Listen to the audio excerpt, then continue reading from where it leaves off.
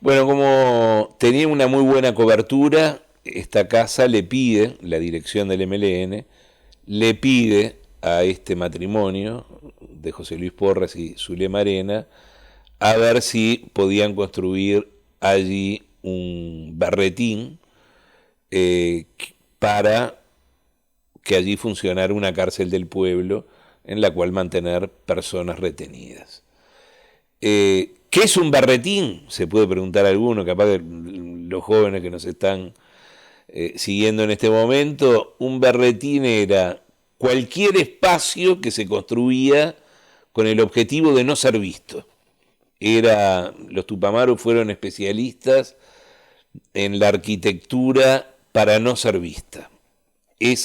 Digamos, dominaban el arte del disfraz, por ejemplo, del ocultamiento, y particularmente en lo arquitectónico era esto. A veces los berretines eran pequeños para albergar armas, en otros casos eran un poco más grandes para albergar personas, en otros muy grandes como para hacer polígonos de tiro. En este caso era de las dimensiones correspondientes al subsuelo de un garage de una casa. Allí eh, cavaron y cavaron y cavaron y sacaron toneladas y toneladas de tierra para ir generando este habitáculo ahí abajo, para lo cual en una camioneta de fabricación nacional, que era una camioneta indio, la cargaban de tierra y salían fuera de la ciudad para arrojarla sin que nadie los viera y sospechara nada. Una vez terminado el habitáculo, se construyeron las celdas, 3 celdas que tú las viste, el espacio donde dormía la guardia, donde hay básicamente 2 cuchetas, no hay mucho más que eso, y a partir de ahí empezaba a funcionar una vida distinta arriba o abajo. La casa digamos, la parte de abajo de la casa, el berretín, se inauguró con los fugados del abuso en Punta Carretas, de la fuga de los varones, de los 111 presos de Punta Carretas. Fue ahí un puñado, fue una docena de evadidos, permanecieron unos días allí. Entre ellos llegó Eduardo Cavia, un hombre en la casino, Eduardo Cavia, que llegó por eso, para pasar unos días y después irse a otro lado, y en realidad no se fue a ningún lado porque estando él ahí, llegaron los prisioneros que fueron Ulises Pereira Reverbel y Carlos Frick Davis. Es decir, que este hombre, Eduardo Cavia, estuvo de principio a fin de esta parte del cautiverio de estos secuestrados. ¿Qué duró cuánto? Prácticamente un año y poco. Los secuestros de ambos duraron unos meses más, porque en el caso de Ulises Pereira Reverbel lo llevan a este lugar, a esta cárcel de la calle Juan Polié, ya 8 meses pasado su secuestro, que era la segunda vez, además que lo secuestraban. Tenía el récord Pereira Reverbel de haber sido el primer secuestrado por el MLN y el último secuestrado por el MLN. La primera vez lo tuvieron 5 días, la segunda vez fueron casi 2 años, un secuestro muy duro. En el caso de Carlos Frick Davis fue una sola vez, pero también una prisión de más de un año en esas situaciones muy complicadas. ¿Por qué lo ponen preso? ¿Quiénes eran estas personas? Bueno, Ulises Pereira Reverbel era un hombre de Artigas, del departamento de Artigas, militante del Partido Colorado, un caudillo colorado en Artigas, muy conocido, un amigo de Jorge Pacheco Areco, que cuando muere el presidente Gestido, llega a la presidencia de la República. Fue presidente de UTE, varios años presidente de UTE, en un momento complejo para la empresa pública porque tuvo que enfrentar conflictos sindicales muy importantes, además de apagones que generaban muchos inconvenientes.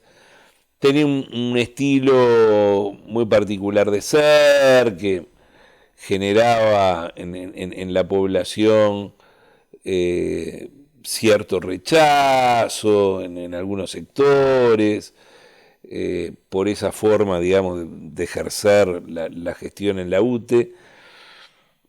Y representaba, por ejemplo, a mí me decía Eleuterio Fernández Huidobro, representaba todo lo que el MLN quería destruir de alguna forma. Era como un ícono al que raptar. Incluso él hablaba del primer rapto, evocaba el rapto de las Sabinas, de cuando los romanos, en búsqueda de mujeres, se raptaron a las Sabinas, igual. En fin, las historias que se configuraban alrededor de esto. Pero era un hombre polémico, por lo menos dentro del Partido Colorado, Ulises Pereira Reverbel. Y podía tener esas causas que lo justificaran. Eleuterio Fernández Huidobro además me dijo otra cosa. Dice que un elemento adicional que ayudaba, digamos, en la buena imagen de los tupamaros al secuestrarlo, era que presuntamente lo señalaran como homosexual. Y yo en todas las entrevistas que hice para el libro, en ningún momento confirmaron esto, ni tuve elementos para decir que el secuestro de Ulises tuvo un carácter homofóbico. Para nada. Incluso durante todo su cautiverio fue respetado en ese sentido. Los testigos dicen que nada, que ellos no sabían nada, que no suponían nada, que, digamos, no era un tema que estuviera en absoluto presente. Carlos Frick Davis era un estanciero, era un hombre que había sido ministro de Ganadería en nuestro país, integraba un grupo económico muy importante, encabezado, que era el Grupo Ferrés, encabezado por Ricardo Ferrés, y los tupamaros decían de alguna manera que era una síntesis de la oligarquía uruguaya. Y lo cierto es que Carlos Frick Davis era un hombre, un intelectual importante, muy importante, con mucho conocimiento de la actividad agropecuaria, sobre cuál debía ser el desarrollo agropecuario del Uruguay, a punto tal que cuando llegaba el momento de las visitas que le tenían que obligatoriamente hacer los guardias tupamaros a los secuestrados, casi todos los integrantes de la guardia querían ir a hablar o a jugar con Carlos Frick Davis antes que con Ulises Pereira Reverbel. Tenían cierta preferencia forjada en que era, de alguna manera lo admiraban a Frick Davis por sus conocimientos. Además el hombre había pedido libros de Marx, libros de Engels, libros de Gramsci, libros de Mao. Se había formado o había estudiado las fuentes ideológicas de las que habían abrevado de alguna manera estos jóvenes que lo mantenían secuestrado, y eso los tupamaros lo valoraban. Mauricio, tú decís jóvenes, y a eso vamos. Eran los carceleros. ¿Qué edad promedio tenían? Jóvenes, de 18, 19, 20, 21, 22, 23 años. Eran jóvenes, todos. estudiantes, ex estudiantes, todos, por lo cual pesaba sobre ellos una responsabilidad muy importante, porque si bien tenían una relación con el afuera, digamos a través de los dueños de casa o a través del llamado inspector de cárceles que tenía el MLN, en los que tenían que convivir eran ellos, y había una decisión tomada por la organización que era, si llegaban las fuerzas de seguridad al local y estaba comprometido, digamos, el Barretín y los presos y todo, la orden era ejecutar a los secuestrados y dar batalla, ejecutar y empuñar las armas.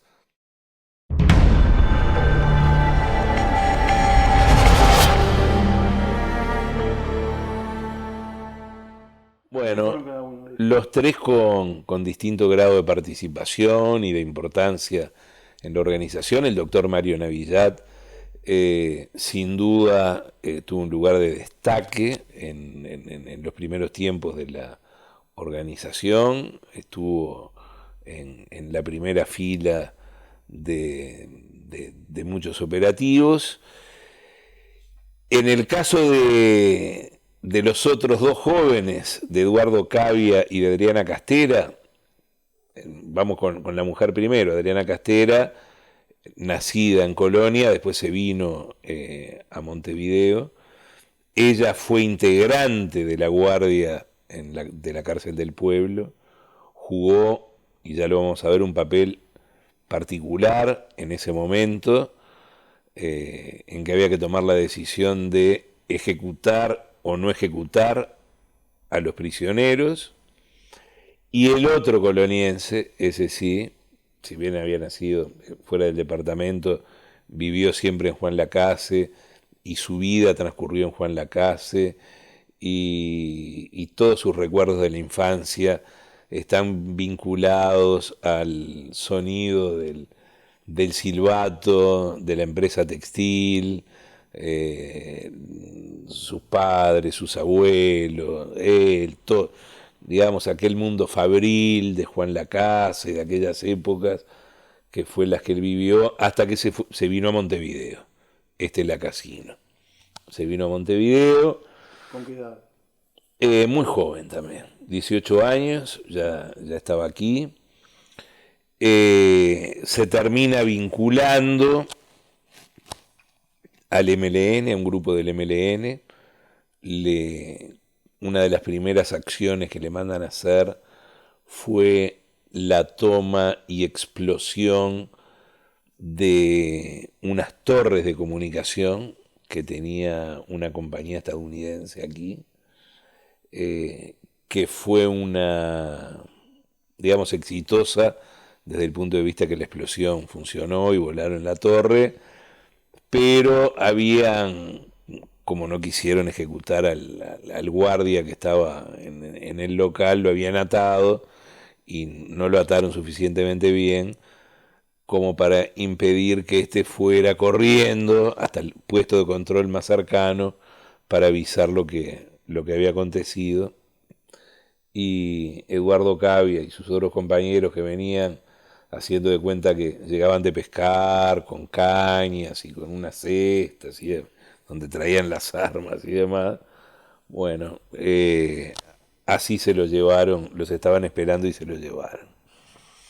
¿Qué pasó con estos colonienses? ¿Y qué pasó particularmente con Eduardo Cavia y con Adriana Castera, en el que ambos estuvieron en el momento en que cae la cárcel del pueblo, en que los integrantes del batallón de infantería de Florida llegan al lugar? No solo llegan acompañados de los tupamaros que habían negociado la entrega de la cárcel, se produce la situación en que desde arriba de la tapa que se corría para entrar al túnel que comunicaba a la cárcel, Adolfo Basen Alanís conversa con Eduardo Cavia y le dice, tienen que entregarse, tienen que entregarse.